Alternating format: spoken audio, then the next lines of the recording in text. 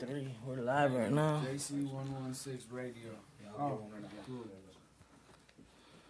Hosanna. I'm pretty sure. Headphones. Let me know when.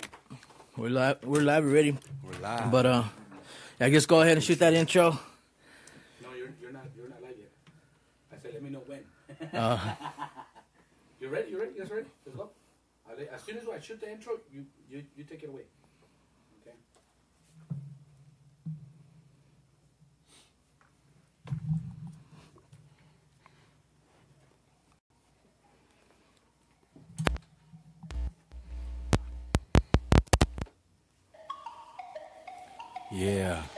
Yeah. It's your boy Endo, It's your boy Hosanna. and you turned into the Cross Cypher radio show on JC 316, Yeah. and we all the way live. Welcome to the Cross Cypher, where we blaze the truth to a culture in a relevant form. Yes, we do. So we got Emmanual Tarsus in the house. He's our guest tonight. Yeah. And I got a theme scripture for us today to jump off. It says 1 Corinthians 12, 4 and 5. Give it to him. It says, there are diversities of gifts, but the same Spirit. There are differences of ministries, but the same Lord. Yeah. Amen. Amen. Amen. So, I can't hear myself in the beats. yep. Turn him up. So we good. But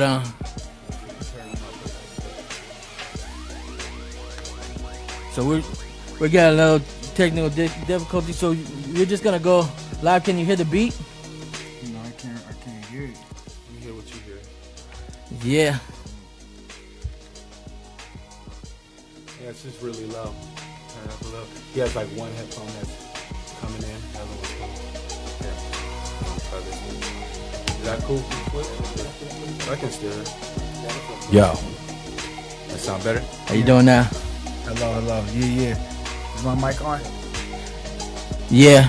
We're just kind of flowing off the vibe of the room too. Yeah. Because we're really projecting a really clean sound through the speaker, so you can tune into JC316.com and get the clean, crisp mix of what we got going on right now. Yeah. And also on a Ustream, we're live as well. So if you're tuned in right now, you got all that going on.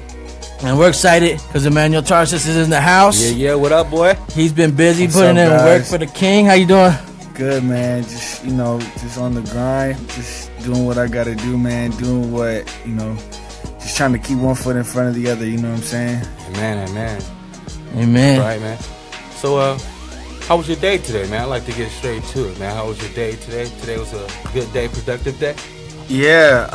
Started off. I woke up 6 at. My day started yesterday, man. Jeez. Yesterday I had a full day. I didn't get home till late, and then so I got home knocked out and had to wake right back up, and then I had to I got the privilege. I didn't have to. I got the privilege to go to a high school in Orange County that I actually attended. It's Fountain Valley High School. One of my teachers had asked me to come and share my story, and so I was up there at 0 period. So I woke up at 6 a.m., went to Fountain Valley, and I spoke. I taught the whole class. So I did that. I spoke the 2 classes. I went and I visited my teachers. And then I went home, I rested, regrouped, went to get my hair cut, Mount Zion Barber Shop in Westminster. Shout out Scott from Mount What Zion. up, Scott? Man. What's up, Scott?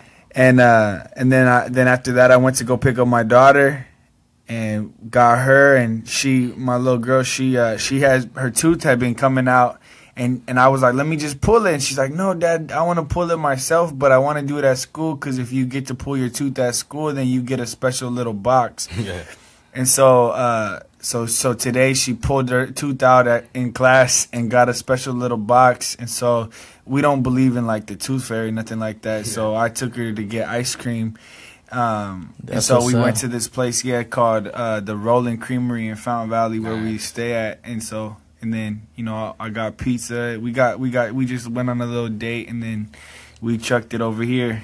That's what I like. Little best friend right there. Yeah, huh? the little side. He was trying to get the string out though, huh? Put on the doorknob and all Oh man, no! I wanted to get the Nerf gun, bro. I wanted to tie the string on the Nerf gun and then shoot the wall and then let the Nerf gun pull the tooth out. Cause I seen some dad do that on the internet. All right. Yeah. But she was not having it. Yeah, I hear you. But that's good, man. You're doing it, being the father. You know, Yeah. taking her out on dates. Do it. You know, and being that role model. They say that sets them up. I have a little girl right now, and you know, she's growing. She's 1 year old. She's at home, and you know, I love that. I love spending time with her, and I love to see godly men of God examples like that. Man, praise You God. know, She had me a little boy, 2-month-old, man, 2-month little boy. So I'm getting in the new, process of it. I'm loving it, crying a lot, but I'm loving it. It's a blessing, man. So I feel you. Yeah, man, straight up, it's a blessing. It's the least you can do because you have the opportunity. We couldn't be godly fathers if we couldn't be godly men first, and if we weren't able to be godly men first, we had to have the opportunity that God gave us, And so it's like, man, the least we could do is be godly examples and godly men for the grace that God has given us, and allowing us to breathe and be alive. Like I'm not too familiar with your guys' story, but like I shouldn't be alive right now. I shouldn't be here. I So can say the same. I think we could both say the same. Yeah, I feel it. I'm like, come on. Everything right here. That's real. Yeah. But yeah, man, I'm glad you talked about your daughter, because we're really big on family and really big on community, and we kind of wanted to hit you up a little bit about that. And how do you deal with family, community, and with the ministry and everything? Man, I said, if I told you that I had it all together, that my life was better, that I never had weather in my life that was stormy, then ignore me, cause it'd be a lie. I try to hold it all inside until I realize freedom comes when you confess and everything you hide. To bring my darkness to the light, I had to lose my pride. I feel like I'm strong enough, but I'm struggling. I want to trust community, it's just something that I struggle with. So I'm crying out to you guys. Sometimes I feel like it's me against the world and I'm Tupac. I know you're there still, but I lose sight of you when I focus on myself. Forgive me, Father, guide me through. I put my hands up, surrendering it all to you, giving up my life day to day. Jesus, I'll follow you. And so I wrote that verse, man, in a very heart-wrenching period of time, and that song is called "Crying Out to You." And in that you hear these lyrics of me against the world, and I want to trust community. It's just something that I struggle with. So I'm crying out to you, God, and it seems like people look at me, and I know you guys could feel this. Is like people look at us and they see us, got a radio, doing music, hip hop artists on platforms, and they think, oh, they got it all together, and they have this connotation. They look at people on platforms like pastors and teachers and things of that nature like we're not really humans and we don't hurt the same. So it causes this separation, and that's why I try to be as real as possible and let people know, no, I'm a real human. Like I struggle and I go through this, and it's hard for me because I have trust issues, man. And so I've been burned so many times. And I know that community is something that God wants us to have in our lives, but it's very, very hard for me. And so So what do you do to deal with that? Because it's real talk. We have people out here, that are getting saved, that are coming in like dealing with similar struggles, similar issues. And the Bible says that He puts the lonely into families. But when you get into those families, sometimes we don't know how to react. We don't know how to trust. Somebody could get in a relationship, your girl takes a little extra long at the store, you know what I'm saying? You get into ministry and your pastor starts talking about, how he could better serve you, and you think he's gossiping about you, trying to backstab you. So these issues are real issues that we deal with because we've been through some dirt, you know what I'm saying? Yes, man. And the best thing and the best advice that I could give is not everybody, you have to have certain people that are what I call lightning rods. So God wants us to be vulnerable and real, and he wants us to share. He doesn't want us to hide or mask it. But I also believe he doesn't want us to, share everything about ourselves with every single person that we are talking about, whether they're a Christian or not.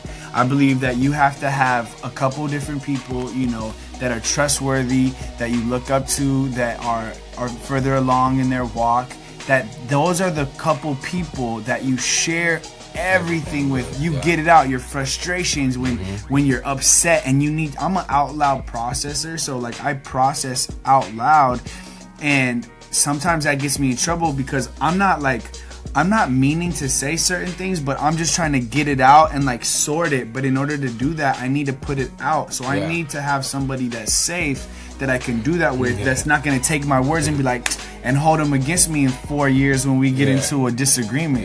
You know what I'm saying? And I think people get that. People take it for not take it for granted. People like misuse it and like misuse the reality and the vulnerability and think that they have to share their deepest, darkest secrets with anyone that's a Christian, and that's not true. And that's when we get burned, because we share something that we shouldn't share with somebody that's a Christian that doesn't do that information justice. And then they turn around and hurt you, and then you get mad at God. Then you get mad at the Christian people. But really, it was your choice to open your mouth and share those deep, dark secrets or those pains and those hurts with the person that wasn't safe in the first place. So, what are some of those like safe places? I know I'm really big on this because I'm big on deliverance and healing and inner healing. What people don't understand that's like a process a lot of times. That deliverance, I tell people, it's not a one-time event, but it's a daily thing. Renewing of the mind. The Bible talks about. There's some instances, there's certain things get broken off quickly, but like when we first come to the Lord, we may give up some habits and stuff like that. Maybe give up some relationships, but there's some renewing of the mind. That's a process, and like I know I go to like healing rooms. My church is big on healing rooms and stuff like that, where it's a safe place for us and it's confidential. You know what I'm saying? But how do you deal with that kind of stuff? Well, first of all, I see a counselor. And her name's Kim Navarro, and she's incredible, and I've seen her for 5 years.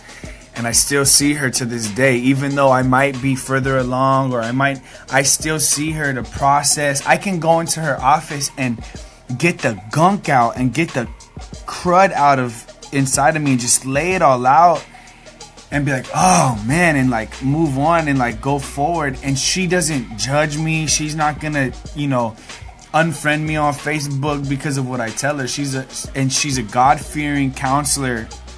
And so, man, actually, if you guys are struggling right now and you guys need a counselor, she's in Cerritos, and her phone number is 949-929-7170. People think that asking for help is a sign of weakness, but it's really a sign of strength. Amen. And I see a counselor, and I'm not afraid to tell people that. For anger, depression, resentment, learning how to do different things. And so I have a counselor. Early on in my walk, I got connected with my pastors. I was mentored by my young adults pastor. We met up every week, and I made effort. I made effort to reach out to him, and it's a joint effort, and we would meet up and we would talk, and he would walk me through, and I had and other people, and God brings people in and out of our lives. Some people are there for a season, some people are there for your entire life. And so I would look at, if you're a student, if you're you have resources, your high school leaders, your high school pastor, all you have to do is reach out. If you're an adult and you're in the church and you don't know how to get a mentor or somebody to walk alongside of you, just ask questions. I know almost every church at the end of service says there's going to be people up here at the front to pray. Don't be afraid to get up, to go to the front after church and pray and ask a question. Ask the usher. Ask a question. That is the most important thing, because you'll never find anything out if you don't ask questions. And so that's what I do. I ask questions, Yeah. and then I put myself in situations. I believe that you gotta have people that are walking alongside of you. You got to have people that are further along that you can learn from, and then you got to pour back the stuff that you're learning. And I think that having all of that is how you surround yourself with the right type of community, especially when you're struggling. I like that, man. I like that philosophy, man. That's really good. You painted a good picture to me to see somebody, you know, that's in front of you that you can, you know, see in the distance to where you know you want to go, and then people alongside you that are keeping you, you know, on the right page. Yes. And then maybe even people behind you that you're helping, because we like to help. Yes. So we're pulling people up. So I feel that, man. Yes, right. After this, I'm going to. I'm a teacher on Wednesday nights at my youth group, and so I lead a group of boys. If you find me follow me on Facebook at Emmanual Tarsus, you'll see, you know, the stuff I do with the youth and my boys. They're fourth graders, and so what I'm doing with them is giving them an example and letting them know. Because when I was in fourth grade, fifth grade, growing up, like, I'm gonna be honest, like, I thought Christians were corny. Like, I thought same here. I thought Christianity was corny. I thought it was like, and it wasn't soft, any. man. It wasn't like a Christian. I just, like, the influence, the people that I saw, like, I just wasn't.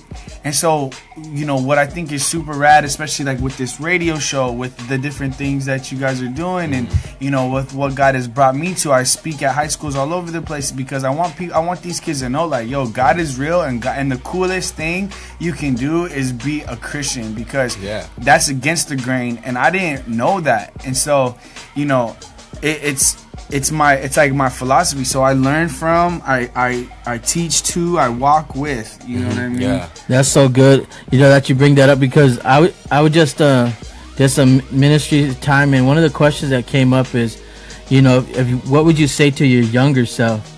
You know, and I thought about my younger self, and I'm like, I would have clowned my older self, but really, what I would go back, I really want to focus on what I would say, but what I would do. And what you being with those youth, that's a form of action. I was thinking, like, that's like a mentorship. You're because back when I was younger, I couldn't hear nobody coming through. I know that God sent a lot of people to preach to me, but I wasn't trying to hear that. You know, all I was trying to do, I didn't know no better. I was looking for my identity in gangs and drugs and girls and all these other things to feel that. But if I would have had alternatives and real people, you know, coming in my life, I think, you know, like Emmanuel Tarsus coming with those youth and dealing with them and showing them that there is a better way, that there's cool stuff that you can do, you know, that's not corny, that's not all like, you know, the Catholic school teacher with the ruler trying to smack you down with the truth, the gospel or whatever, but, you know, bringing it to them in a relevant form so they can grab a hold of that truth, you know, for themselves and form that identity around Christ. I got I brought my computer, but I don't know if it'll work out. But if not, I'll have to play the song. It's called "Practice What You Preach," and it's on my album Behind the Music, and that's what it's about. It's the chorus, like, they used to tell me to go to church. They said that it would help me. But when they told me, they only told me. They ain't show me, nah.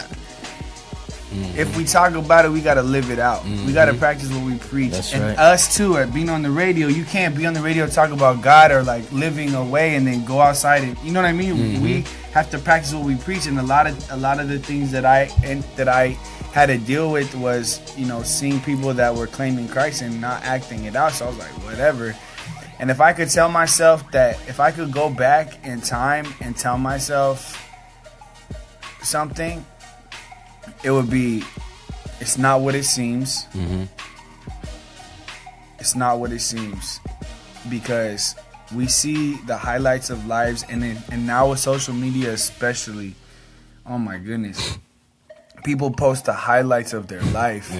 And then we compare our backgrounds. We compare our insecurities with other people's highlights, and then it depresses. I mean, I don't know if this speaks to everybody, but I know that there's some people, and I do this sometimes too, where I look and someone's posting on Instagram and like, or whatever, I see posts, or I'm going through a hard time and I'm on social media and I see all these highlights of everyone else's life and I'm comparing it to my struggle, and it hurts. And so I would tell, and I have to go to the Lord, and God's like, son, like, get off social media right now. Like, I would encourage people who are hurting or like going through a depression or not having a good time in their if they break up with their boyfriend, girlfriend, I encourage people who are going through a hard time to take a break from social media, because you don't want to see what everybody else is doing. You want to focus on yourself. And I don't think, like, I think social media is a great tool. God uses it. We're using it right now to further the gospel, but I do believe that we need to be wise with the way that we use it. That's you know right. What I'm saying? And so that's we actually got one of your songs on deck. God's Got It. Oh, bro, we got that one on deck right now. That might be. I might say this about every song, but that might be my favorite song, bro. God's Got It. I remember where I was. I remember writing it. Oh my gosh, I've had put out like so much music since then, but I still perform that song because it's like it's huge. It's a big part of my life and my walk, man. Amen. All right, we're gonna go ahead and play that song for them real quick. Let's get into that, man.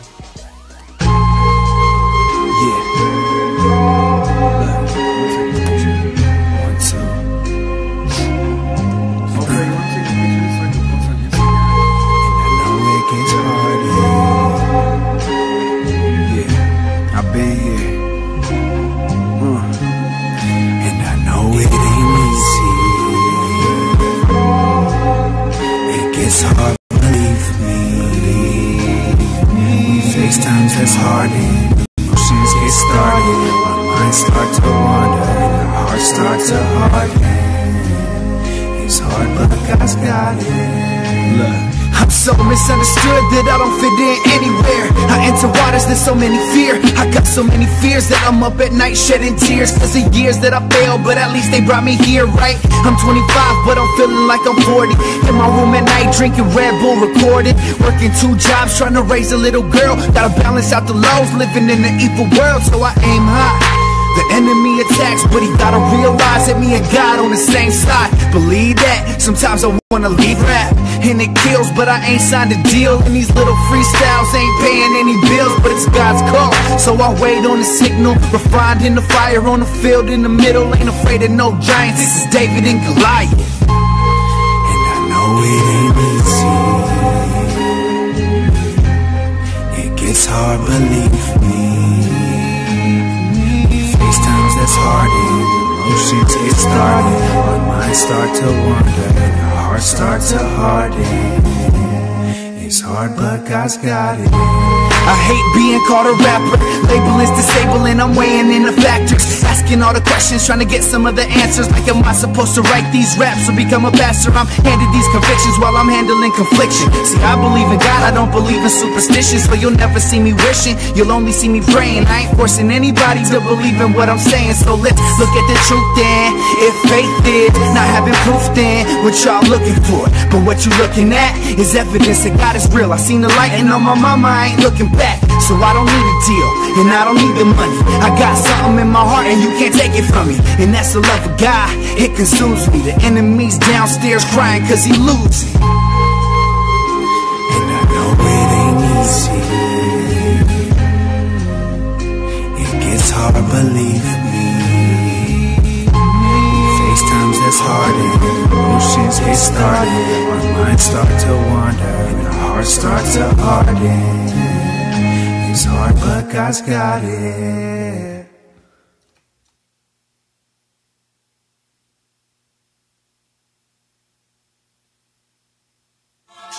These guys wanna act like they're perfect. When I was just a little kid, man, I didn't fit in. They were mocking tease because the color of my skin. It's a lot better now, you should have seen back then. It was war on the streets up and the hand. So I fell back and paid close attention. Brother in them streets on local missions. He and his friends back then were local villains. As soon as they stepped on the scene, you touched the ceiling. So I found out real quick how to be a G. How to pick up a chick sipping Hennessy. How to get a chick to buy me jewelry. But that was to hold me. Take a minute before judging me. What you think? People don't change. That people don't age. That they stay the same. Oh, that's right, you're perfect. Dying inside, hiding right on the surface. So you can say what you wanna say. I'm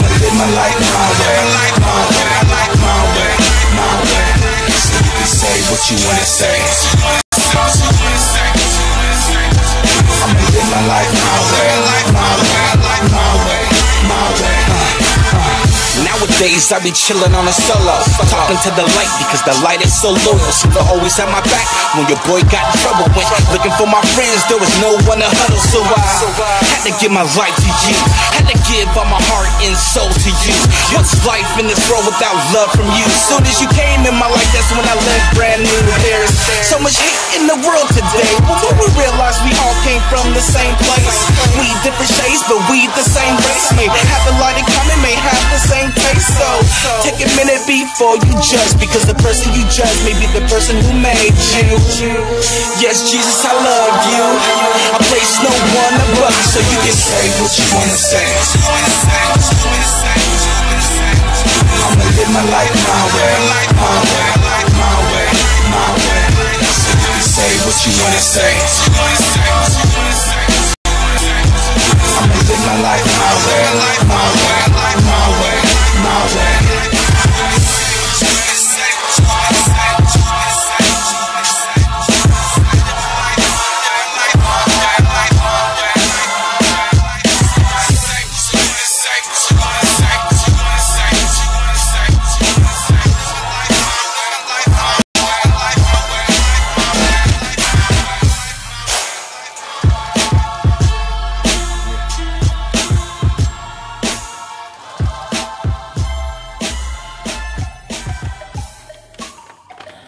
What up, y'all?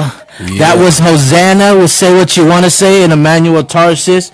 God's got it. Got it. We got Emmanuel Tarsus here in the studio. If you just tuned into the live or you're just listening right now, Emmanuel Tarsus is right here from the city of Anaheim.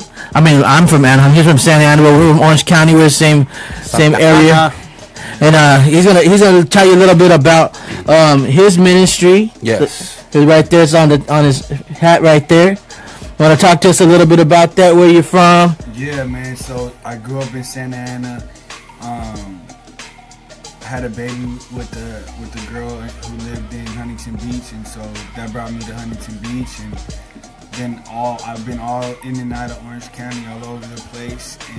And so today here I am as a Christian.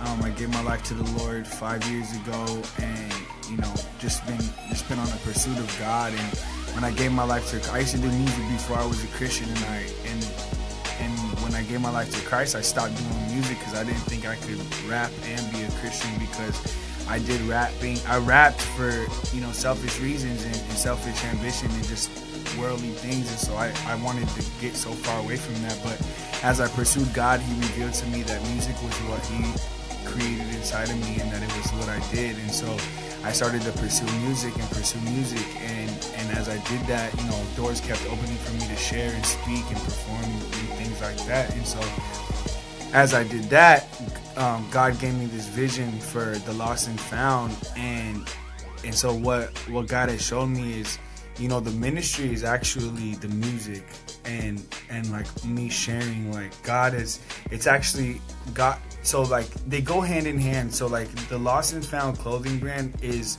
what supports the ministry, and the ministry is me preaching and speaking and pastoring and performing and all of these different things. Because if it wasn't for the clothing brand Lost, you guys could find it at Lost and Found Clothing on Instagram and Facebook. But if it Can they get all your music through your website too? Yeah, EmmanuelTarsus.com. You can get all the merch, the music. It's all on iTunes, YouTube, SoundCloud, Spotify, and all that. So what God revealed to me was He blessed me with the clothing brand to help support my ministry, which was music. And so, if you're familiar with Paul made tents to support himself as he traveled and preached the gospel. And so I say, Paul made tents, I make t-shirts, and that's the way that I fund. So when you guys buy Lost and Found clothing, you're opening up the opportunity for me to bless high school students with free CDs and free music, and you're able to bless me with gas money to get to places all over California, Utah, San Francisco, Washington, And so buying lost and found clothing helps support me to do what I do, and that's music and that's evangelism. Amen. And you just came off of a tour too, right?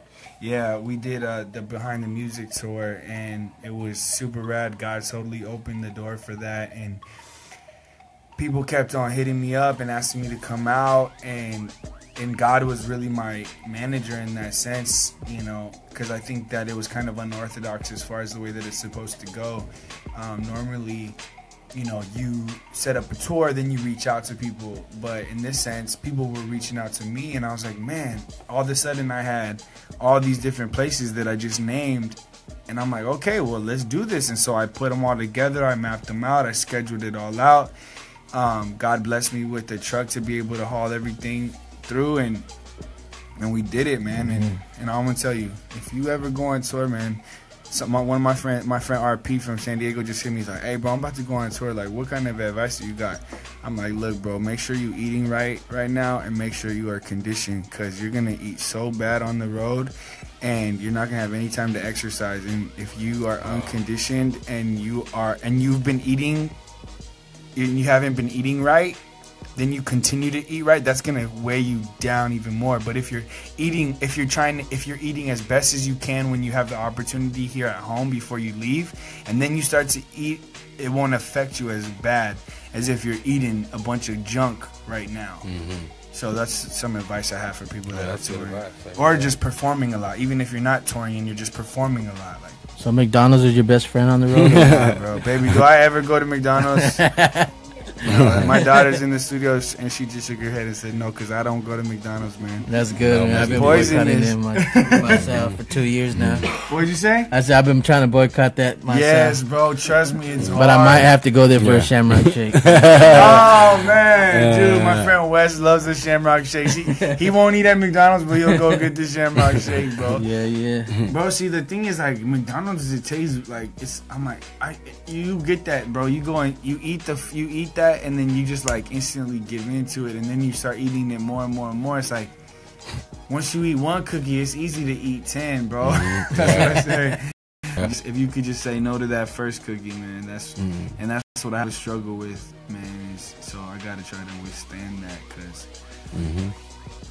So how do you balance this all? Like you said you were doing stuff today. You've been on your grind, you know, balancing your time with the Lord versus time with ministry, because you know I think there's a lot of cats that come into the game right here, Christian hip hop, and we want to get on our grind, we want to hustle, we want to promote ourselves, you know, may take some of the concepts from the world, but really haven't got a foundation into, you know, our ministry is first to the Father.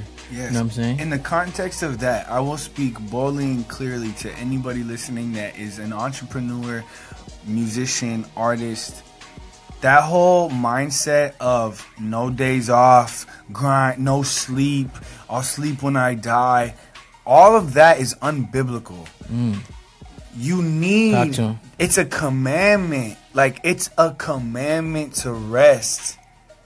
It's not just something in the Bible, oh, hey, you know, make sure you, no, it's a commandment. Like, you need to take a Sabbath and rest. Like, it's one of the 10 commandments. Like, that's so important. And guess what that's next to? Don't murder. Ooh. You know what I'm saying? It's like murdering someone and not resting is the same. Is you trying to say we're killing ourselves? Yes, that's exactly what I'm trying to say, bro. Talk to him. I'm trying to say, don't, like, bro, this, it's like a street mentality, and I respect that. Hustle, grind, you know, you gotta do blah blah blah. But bro, like, if you don't rest, you're gonna jack yourself up, man. You're gonna get fatigued. And you know what? When you say all that type of stuff, anybody who's like, no days off, oh, I don't sleep, bro. Gotta grind. You're gonna grind yourself till you die, bro. And guess who is happy when he hears you saying that? The freaking weakling downstairs that's waiting to creep and pry on you. He gets excited when you have that mentality. I'm never gonna rest. I'm never gonna sleep. I'm doing it for the kingdom. I'm doing it for the... Go ahead. Do it to exhaustion and fatigue, and you're gonna get it. Watch. That's real. Man, so that's my whole thing is you have... And I am a victim of this, man. I'm guilty, bro. Like, I'm sinful. Like, there's times when I'm going too much, and God slows me down. You know what I'm saying? And sometimes, you know, sometimes we need God to slow us down because we think we're, you know, this is, man, I'm gonna take you to the Bible. Mary and Martha, when Jesus went to go visit their house, remember there was one, I can't remember which one, you know, which one was sitting on the couch resting with God? That was Martha. Yeah. Mary, Martha was busy. and Martha was busy. And so Jesus goes, right? And he goes to Mary and Martha's house. And Mary was on the couch with Jesus, just chilling, resting, embracing God's presence. And Martha, did I say it wrong? No, it's backwards. Oh, so Martha was working. Yes. Yeah, so Martha was up working, and she was washing the house, doing the dishes. She was trying to do all this stuff. She was trying to be about that kingdom business, working. And she got pissed off, like, how come she's not doing anything? And Jesus is like, she's doing what she's supposed to be doing. Like, she's chilling. Like, sometimes we get too busy trying to do work for God that we forget to even invite him into our work or rest with him. And that is the most detrimental thing you could do. God would rather you sit with him, rest, and be present with him, and be broke, poor, and not doing ministry than to be on doing a million things and not have a relationship. Amen. That's real talk right there. That's Listen real, up to Emmanuel Tarsus, man. Yeah, man, I got a good question for you. My favorite question to ask anybody that's a relationship with the Lord. So when was, I guess, and maybe in a nutshell, because I know you can probably talk a lot on this, but a little bit of testimony, man, when you first met the Lord and when you walked in, how did it happen?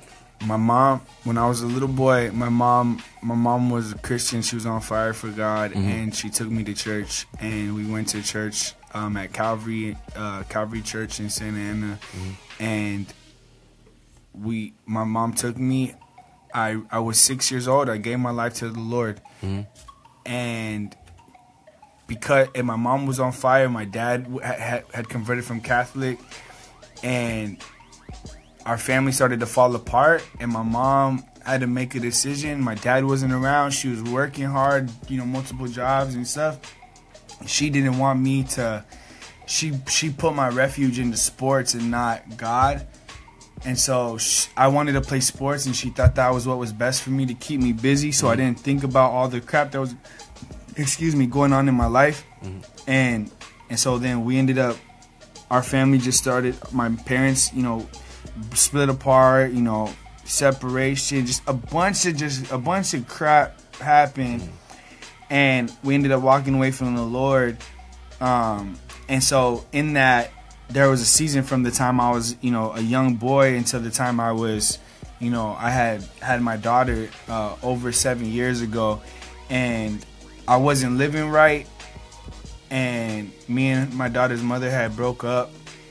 And I tried to get sober. I tried to get a job. I tried to, you know, get right and start going to church again, and so I could win her mom back and my daughter's mother. And she was just over it. I had just screwed up so many times, and I just was like, she just didn't.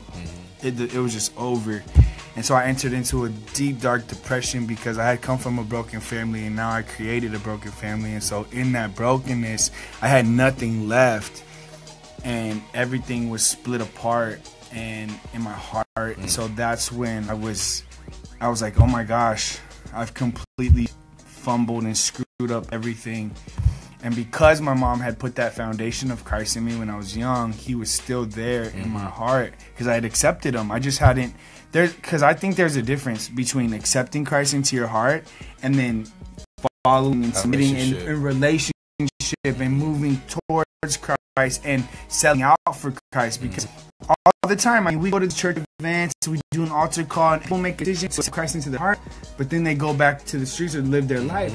They have to, you accept Christ and Christ lives, and then you have the Holy Spirit to help you, but you need to make the decision to follow God and to move forward as well. And so I had never done that, and so I accepted the Lord into my heart, forgive me for my sins, you know, to save me when I was a young boy. But then when I was an adult, I made the conscious decision to give my life to Christ. Amen. And so, yeah, I think it's like, you know, the Bible talks about, you know, accept, to get to heaven, God's the only way, you know, accept him into your heart. And I think there's a difference between accepting Christ into your heart and then giving your life to Christ. And even though that it's I mean, don't take it out of context, please. Like, you hear these different words, like, well, we can get into a whole theological conversation, but I know plenty of people and kids who, you know, ask God into their heart and ask God to come into their life, but then they don't give their life to God. And that's why it's a relationship, because it's a two-way street. Hello. So that's, you can't just have one-sided relationship where it's like, yeah, you come in my life. Those don't work. Yes. Yes. Here, as we have relationships, if we're, come on, it's not going to work, man. So same thing with the Lord, man. I feel that. So that's that's how I sold out for Christ and gave it. You know, God's going to show up, and he's going to, you know, he's going to reconstruct your heart. But if you don't get the stuff out of your heart, you know what I'm saying? Like, you have to move, and you have to be active in that as well. Yeah, there's lessons. I mean, he teaches us along the way. It's a journey, so you got to be on that path and ready for it. So I feel that, man. I got another question for you, man. That was great, man. I really felt that testimony, man. So thank you for that. Now on this music thing, now did you start music before you gave your life to Christ? Yes. So you started doing hip hop, like, you know, in the world, and then that was just something that was already in you, so you just kept it moving. I needed somehow to get out my emotions. Outlet. I needed an outlet, and so, you know, one of my friends in high school was rapping, and he taught me real hip hop. Like, he knows like the elements of hip hop. He told me hip hop is MCing, DJing, breaking, and graffiti. He showed me, you know, Living Legends and you know, Ninth Wonder and Talib, Mos Def. Like, he showed me, you know, the atmosphere, like he showed me the essence of hip hop. And I'm kind of like, and I brought that, like, all right, cool. Like, I brought that, like, you know, that opposite side to him where it was like, you know, commercial. And so I'm like, because when we were in high school, I was like, all right, cool, like, this is real hip hop. We were doing real hip hop, like, just super, like, we're called the Deaf Poets, because it's music that you never heard before, so it was deaf.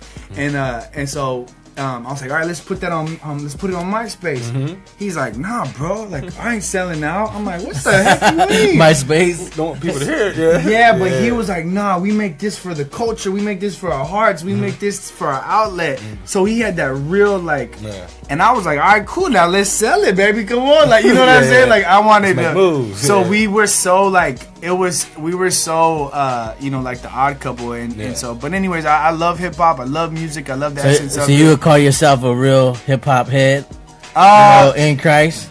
Yes, I would. You know, because we are trying to make ourselves the home of the 16-bar challenge. I don't know if you're ready for the 16-bar challenge. No, I come ready, bro. But I don't know if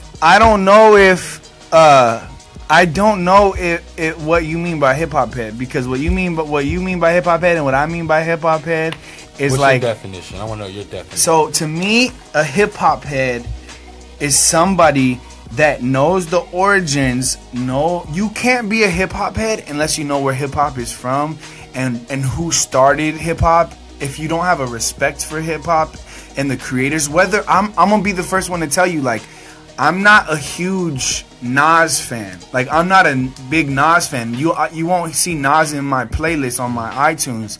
But I respect Nas. Yeah. Because Nas, people compare me to Nas, and that's like, and I love Nas. I respect what he did for the game. I respect the first put this album out, no features. Now J. Cole's like, oh, I sold 1 million without a feature, blah blah. Like, that started from Nas. Like, so I respect Nas. I respect Rakim. I respect the old school. I respect LL and Run DMC and the originators of hip hop. You know, Melly Mel and all those guys. Even though I don't listen to them. And so I don't think that you can be a true hip-hop head if you don't respect the origin and the creation of hip-hop. And then you have to know hip-hop, and you have to appreciate it for the heart and not for the commercial of it. Because I'll be honest, I love Drake. Like, You know what I'm saying? Like I enjoy Drake. I'm an emotional He makes dude. great music. Yeah, and I'm an emotional dude. So when I feel his emotions and I relate but I also enjoy Murs. You know what I'm saying? So that's my definition. But that's what I think about. Also, you know, how we're as Christians in the culture. You know, we're called to redeem the culture, but people also have to know. You got to know a little bit about, you know, where you're going. You don't just go out on missions not knowing about China, not knowing about Mexico, not knowing what kind of conditions you're going to get yourself into. When you're going, that's why I look at it. It's a mission mindset. You know, urban missionaries is what some people coined the term as. You know, we're going into a culture, so you got to kind of know a little bit of where you're going, or where you came from, to know where you're headed to. You know what I'm saying? Yeah. You know what, man? You kind of taught me something right now I want to bring to the light. Oh, nice. Because people have asked me that question, you know, and it's a tough question to answer, you know, because as a musician, you want to be a hip-hop header, you want to be real, you want to be a real whatever MC, but I kind of feel the same way, and I have to agree with you on that because, you know, there's people that are students of hip-hop, and that's kind of like more of a hip-hop head, per se, because they study, they know the ins and outs of it. But then I feel like there's people that are hip-hop, are the substance of hip-hop. They live hip-hop, they are hip-hop, meaning you're an artist, you make music, you talk about your life and the things you've been through, so you are hip-hop versus hip-hop head. And I feel the same way about myself because I don't know everybody, you know, I don't know everybody's songs. You know, if something comes through, I'll catch it, but I kind of live in the spirit, live in the moment, what comes to me. Like, I'm a Drake fan as well, as far as I like good quality. I'm an emotional guy. I love listening to that, you know, that relationship struggle, and he does that good. It's a good marriage. So you're a technical guy, I can tell. So I feel you know, and you kind of help me, like, understand me right now. You feel bro. Me? So I mean, dude, I like bars. Like, I got 16. No, like, we got it, man. We're gonna get into it. We've been doing a lot of talking about hip hop. I love bars, Let's but I do love some hip hop because this is the home of the I enjoy 16 it bar all. challenge. We're gonna drop a Cypher beat on you. So we're gonna go ahead and jump right into the Cypher the last few minutes, and then we're gonna go out with one of your songs after the Cypher. We're gonna go out with one of your songs called "It's All Good." Oh, and just to let you know, Endo was in the music video. Oh yeah, I wasn't there. I was talking to the cops. What up? You guys can find all that on YouTube at youtube.com/Emmanual Tarsus. Just type in Emmanuel Tarsus on the internet and everything will pop up for you. SoundCloud, Instagram, Facebook, Twitter, and all that. So yeah, let's get into these bars, man. Bars. Yeah. Here's the home of the 16 bar challenge. Cross Cypher Radio Show on JC316. I'm your boy Hosanna. Yup, we got Emmanuel Tarsus in the house, and we coming with that 16 bar challenge. If you ready to come up here, you better bring some heat. Here we go.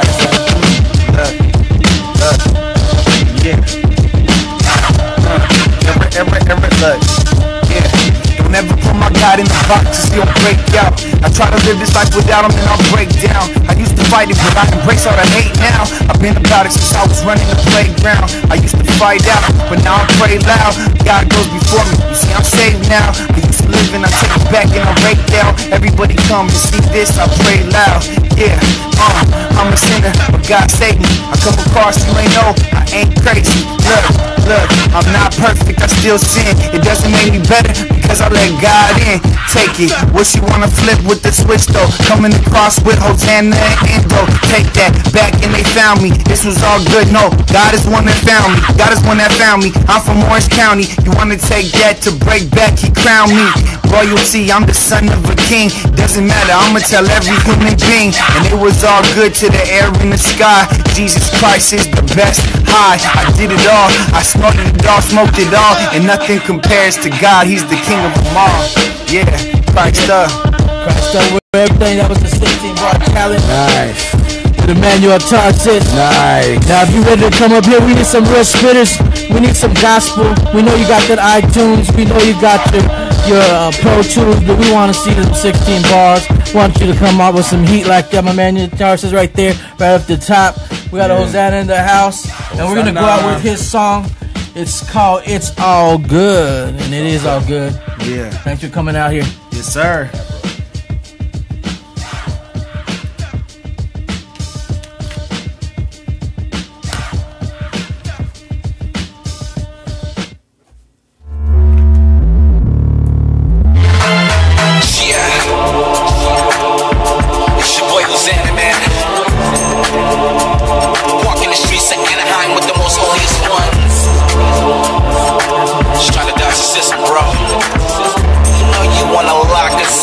control us like monkeys. Yeah, this doesn't put me in a twist. Now I'm just a number, but my number don't exist. I didn't know they can do us like this. If you ain't got no money, then you lock behind the fence. So now starting to make sense. So as they lock me up, they go and pay their rent.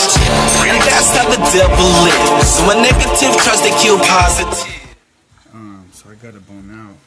Alright, thanks for calling. He's just gonna switch the song up.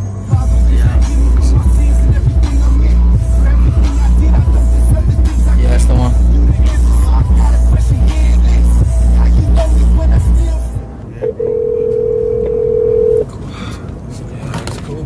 Yeah, that was awesome, man. Thanks, bro. Cool, man. Come on, man. Preach, man.